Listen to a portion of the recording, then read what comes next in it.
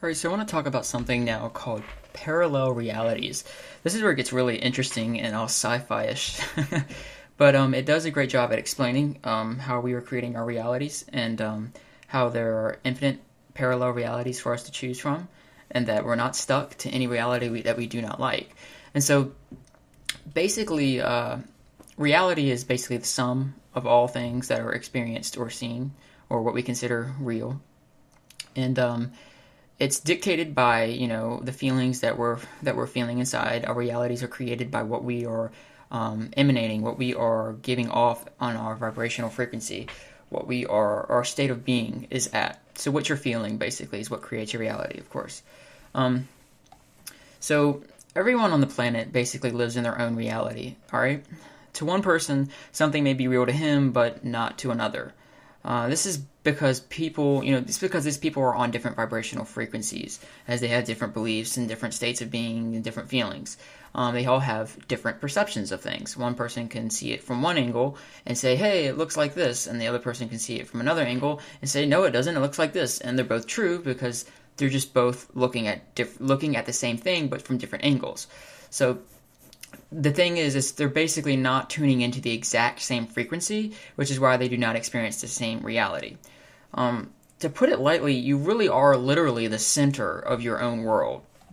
So anytime someone says, hey, you're not the center of the world, well, for your world, you really are. And this is why, by nature, we kind of act this way. Because we know innately, deep down, we know that we are the center of our own world. And so now, there is something called like a collective reality. So while people experience their own individual realities, it's not to say that there isn't a universal or a collective reality. The collective reality would be the reality that you're experiencing that says, the rest of the people in my reality believe these conditions to be true and these to be false. So a few examples of this would be fire burns, or air is needed to breathe, etc. This was the reality that you were born in, the collective reality, and however, as you'll see further down when we explain this a little bit more in this video, you can choose to be in different collective realities. So, just to give you a little bit of tidbit of this, if you are in a collective reality that says man cannot walk on water, or we're going to be going to war, you can switch to a collective reality that says man can walk on water and we are going to go to war. A good example is back in the early 1900s, man couldn't fly. That was the collective belief or the collective reality.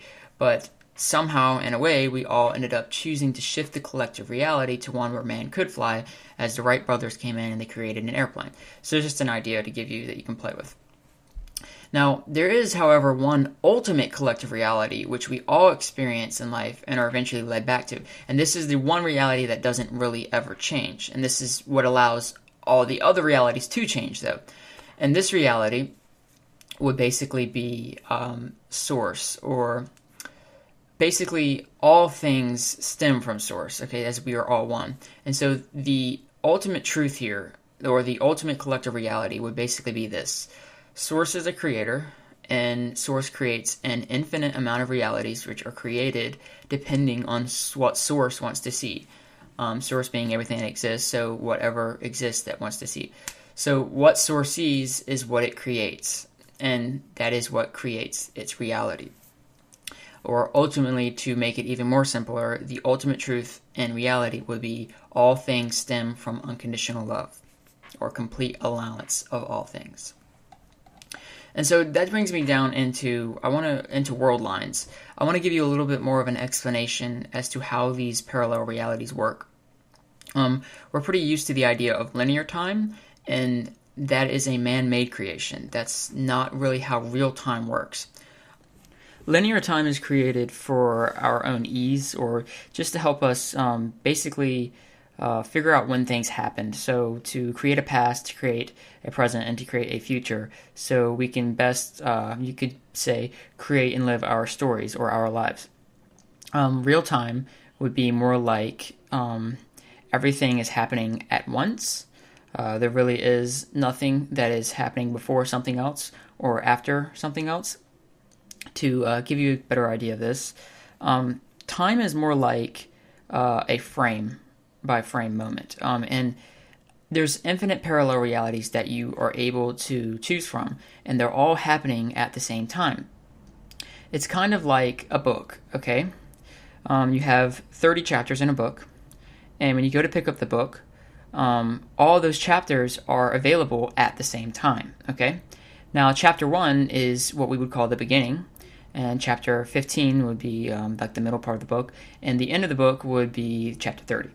But at any time, in real time, in the universal time, and how, not linear time, but nonlinear time, you can choose whichever chapter you wish to start at. So if you wanted to, you could basically start at the end, or at the future, or in some people's eyes, or you could start at the beginning, or in the past, or you could start at chapter 15. It doesn't really matter because neither of them actually start before each other or start after each other. They all start at the same time.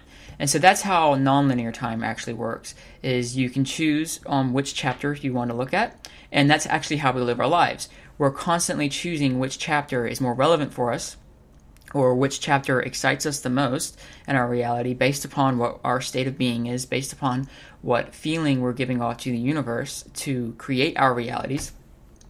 And that's basically how we live our lives. And so a good example to give you a better idea is like thinking of a movie and thinking of a film strip. Like a movie is made by individual frames, put together seamlessly. And if you were to like go into some editing software, or if you were to take a film, like a film roll of film that they use for theaters, you can look at each slide, and let's say you cut, a few slides apart and you didn't keep it seamless. Well, if you didn't keep it seamless, basically what it would be is like you'd see choppy frames. And so that's kind of how we're living our lives, is we're taking each frame or each chapter of the book that we want, that we desire the most, and we're putting them together so seamlessly that they seem like they are, a completely smooth experience. It's not like, oh, this is a frame, that's a frame. It's supposed to create the illusion and the idea that this is real, or that this is something that is much more immersive. It's to help us enjoy the game. If we were to watch one slide and see another slide and then see another slide that are completely different from each other so much, then it kind of seems a bit boring, and it kind of really ruins the effect of immersion into the game. And so that's how real time actually works. And so the idea behind infinite parallel realities is that you can constantly choose at any time any parallel reality that you would rather experience than the one that you may be experiencing right now. And so that basically means that no matter what you want to experience, it is completely available. It's already been created. It's already there. Everything is already happening at the same time, so that means everything has already happened. There is no, this has to happen after this has happened, or this has to happen before this can happen. It's already happened. So literally, anything that you can imagine in your mind has already been created. You're just tapping into that creation. You're tapping into that information. You're not like really actually making it yourself. You're only tapping it in, and you're putting the pieces together. You're putting the chapters together or the slides together to create what you want to create. What you're creating is your own unique story. That's what's new for us. That is the newness that we're giving to Source. And that is our own gift and what we get to do. We get to have our fun by basically taking all the assets that are already there and creating new designs in different varieties and different forms, new stories and new things to experience and enjoy. And so what this means is anything that you can imagine for yourself, you can create for yourself, which means any parallel reality you would like to go to, you can also go to those parallel realities. And so that is when our power comes in that's actually where it helps us understand our power. And that's where it can be really fun, because you're no longer limited. If you have a certain idea that you would like for your life to be based upon, then the idea is to feel the feeling that matches those ideas or those images in your mind or the reality that you would wish to experience, and then hold that feeling so much until your outer reality and your echoes and your reflections actually start to reflect all of that feeling, and they start to bring in circumstances and creations and manifestations that support you. And so that would be how you would be switching parallel realities. Another thing is that you're actually instantly changing parallel realities every second of your life, or every millisecond, actually every nanosecond, whichever, you can take it down to the minute. Every single thing you do is a new parallel reality. It's a completely different version of your world. And it's basically because each world has to have a unique signature to it. It has to have its own vibrational frequency. Even worlds, or you could say collections of realities or ideas or manifestations, have their own vibrational frequency, and every second is unique to itself. So technically, if you can remember this and you can feel it, you are already constantly jumping parallel realities every second of your life. And so with that awareness and that understanding, it actually gets more easier to believe that you can switch and make bigger jumps through parallel realities, just because you now know that you've been doing it the entire time. Most of us can limit ourselves from actually thinking we can do this because we never thought we've ever done it. But the truth is, you are actually switching each parallel reality by looking at different frames and different chapters every second with every different action and thought and feeling that you do. And so another interesting thought is that every difference or every action and thought, or every second, you're also switching to a different parallel version of you. So every second, you're actually a completely different you just by switching realities. Because when you switch to each reality has its own unique, version of everything. And so, in a way, this also can help you feel like you can change, because you are changing yourself and transforming every second of your life. And if you remember where we talked about energy, on the law of attraction section, we talked a little bit about how energy cannot be destroyed and that it can only be transformed. Well, this is a good example of it, is every second and everything that you do is constantly transforming you. And so one last thing about parallel realities, when it comes to the idea of changing people, this is where it can get a little bit touchy for a lot of people. Not many people like the idea of the thought of, I don't want to change this person because they want them to be unique. And that's beautiful. You should, I completely agree with that. That is a great idea. It's a great thought. And so, one thing I want to mention is you can basically have whatever relationship you want. If you can imagine something, you can have it. And so the idea behind this is, if people are to change in your reality and to change into your life, it's not that you're changing them.